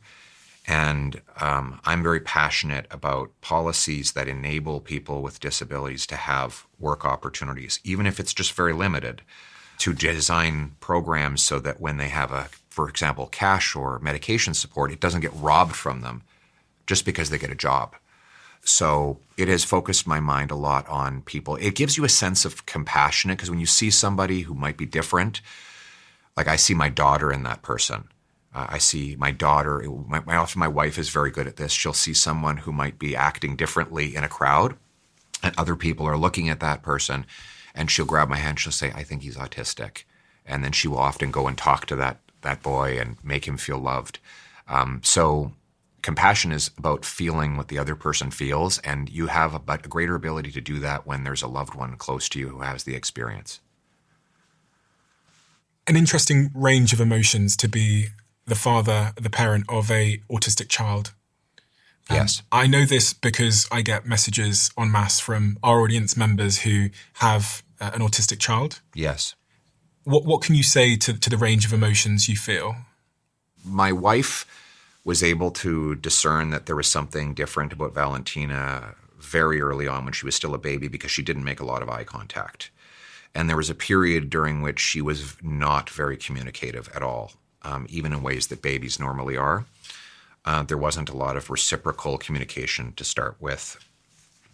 So when we went for the diagnosis, we were not that shocked. So, when I think she was a nurse or she was a specialist, gave us the diagnosis, and she was like paused, like waiting for us to burst into tears. I mean, we were just kind of like, yeah, we expected that, and let's get on with it. And then we just started doing the things that we had to do. And my message to parents of autistic children is just focus on what you can control. Get on to the things that you have to do. Get a speech therapist. Get the play structures in the house that they love. With Valentina, it's a bouncy castle and a little trampoline and a lot of building blocks. And enjoy them. Like she's so much fun. Like she's a fun little girl. She loves to jump. She's scared of nothing. If anything, the problem is she's a bit too much of a daredevil, but she's a thrilling little girl to be around. She loves to, like, you see all the pictures with her on my shoulder. She always loves to climb on my back, and she loves to run. She loves me to run with her on her shoulders. So, like, enjoy the special things that they bring, because they are magical. They're wonderful. They're just they call it autism because they're in their own world. You can't force them to be in your world. You have to go into their world and reach them there, and understand that, for her, tapping on something might give her a tremendous sensation that we can't appreciate. On the other side, minor irritants that you and I would brush off might drive her completely crazy. And so if she's having a meltdown, it's not because she's a bad kid. It's because she's going through a horrific sensation that we can't quite understand. So, but you just have to embrace it all. And it's a lot of extra legwork that goes into a child that has these conditions, but it's worth it and it's rewarding in the end.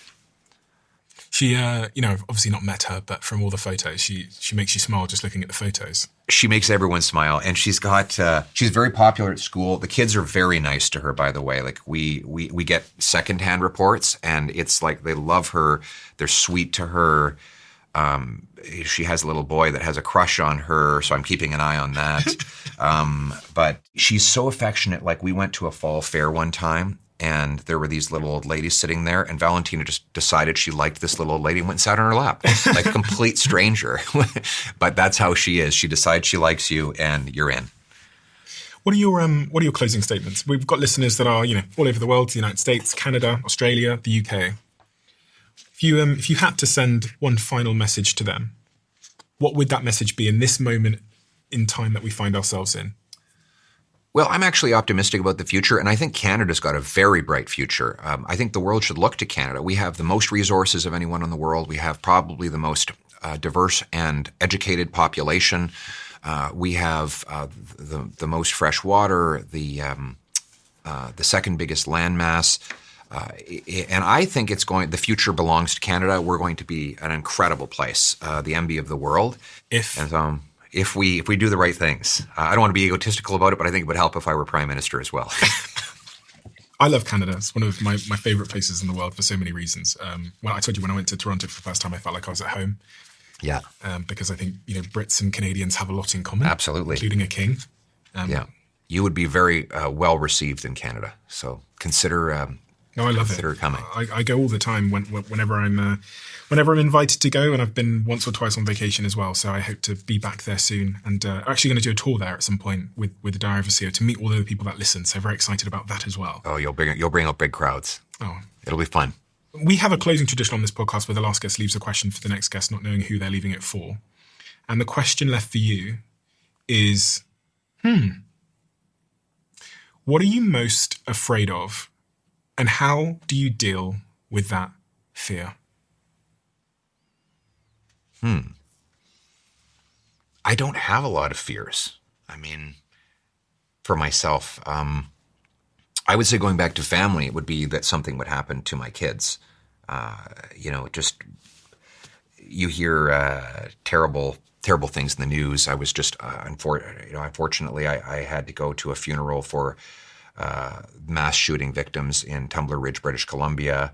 And I just, every parent worries about something happening to their kids. I think that would be my biggest fear. What about for Canada at large? The biggest fear I have for Canada is that we just keep blocking our own potential and declining, and opportunity vanishes, and slowly our people lose the promise that the country gave me and so many generations. And so my fear is that we become the frog in boiling water, and it just gets slowly warmer and warmer and warmer, and the frog really never notices. Is that the trajectory of travel? I think it is, unfortunately, but I think we can change that trajectory if we make some big reversals in direction. And lastly, what about for the world, generally, the Western world? I would say my biggest fear is that the Western world does not stay true to its foundational principles. I want the Western world to stay true to the basic principles of that grew out of the Magna Carta, of freedom, of government that is servant, people that are masters, and that the free democracies not only succeed at home but work together abroad to preserve that civilization. Thank you so much. Thank you for taking the time to come and have this conversation with me and on answering all of my questions. I don't like interviewing politicians because they are very slippery. Right. And they slip and slide away from answering things in a way that makes the very essence of why we started this show feel like we're not delivering for the audience who want to know the truth, whether it's ugly or indifferent or whatever it might be. And I've really enjoyed the conversation because I feel like you answered my questions to the best of your ability. Thank you. And that's not usually the case with politicians. And thank you. I think they think that's the right approach. But actually, I think in a world that's now more of a glass box than ever before, and not a black box where you can paint the image of something on the outside, being transparent and being willing to come into these environments. And your team didn't tell me anything was off limits. They didn't say there was anything I couldn't ask you. Right. They didn't ask to be able to edit this. And I would like more politicians to follow in that vein.